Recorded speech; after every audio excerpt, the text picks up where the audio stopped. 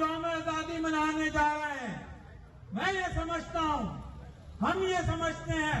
और शायद आप भी ये समझते हैं कि आज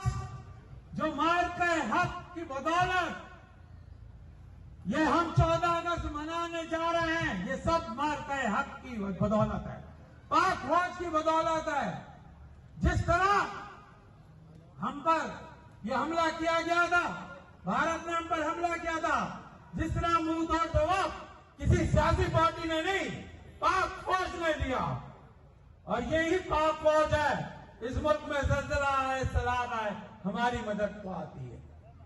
तो कोई शर्म नहीं है, ये हमारी फौज है। हम इस फौज के साथ खड़े हैं, हम इस मुल्क के साथ खड़े हैं, क्योंकि हम ये समझते हैं पाकिस्तान है, अल्लाह का शुक्र है, अल्लाह के शुक्र के बाद अल्हम्दुलिल्लाह अगर किसी वजह से पाकिस्तान कायम है तो पाक फौज की वजह से।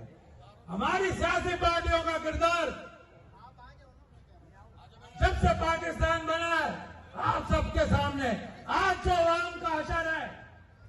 चले बात मैं करता हूं, छोड़े पाकिस्तान को, इस सूबे की बात करता हूं, इस सूबा सिंह का बेटा हूं, इस धरती का बेटा हूं, पाकिस्तान का बेटा हूं, इस शहर का बेटा हूं,